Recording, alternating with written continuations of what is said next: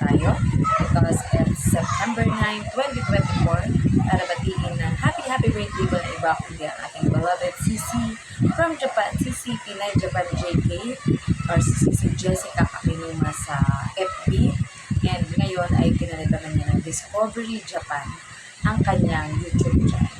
Ayan. So, Sisi, happy 50th or golden birthday to you. Ayan, gumagawa tayo ng pagbati habang tayo ay narito sa Pilipinas. Ayan, bilang pagbabakasyon. And God willing, after a few months ay babalik muli tayo sa Hong Kong para magtrabaho.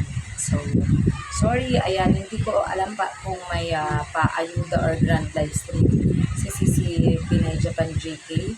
Kasi nga, hindi na ako masyado nakakahawak ng cellphone kasi alam niya na, papansamantalang business tayo dito habang nalalo tayo sa Pilipinas. So, kaasikaso din ng mga anak, ng pamilya at ng paligid dito. So, talagang super busy.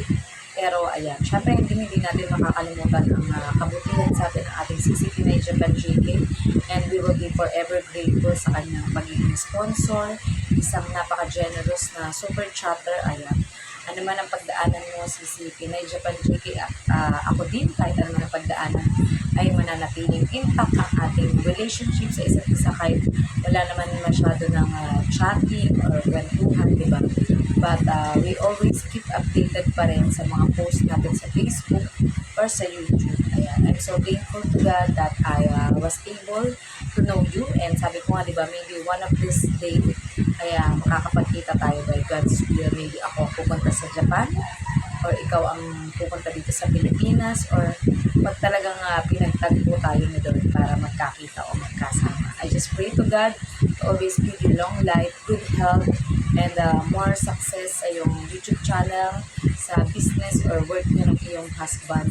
And ayan nga, medyo nakakalungkot dahil diba, na maalam na ang lolo ng iyong husband, which is 101 years old, at naging super malapit din sa iyo dahil pag nagla-live ka or kasama mo yun sa live mo, diba? So, I know maybe this year is a little challenging year for both of us, but we know that God has a perfect and good plan for us and for our future. So, ingat ka palagi, Sisi Pinay Japan JK, and a few days, and sa September 11 naman will be my birthday. So, I love you so much, Sisi. Ayan, and arigatou gozaimasu. And I don't know how to speak Japanese in happy birthday, but happy birthday, Sisi Pinay Japan JK, Sisi Jessica Kapinuma, or Sisi Discovery Japan. And God bless you in all aspects of your life. Love you all, and love you, Sisi. God bless. Chup chup, bye-bye.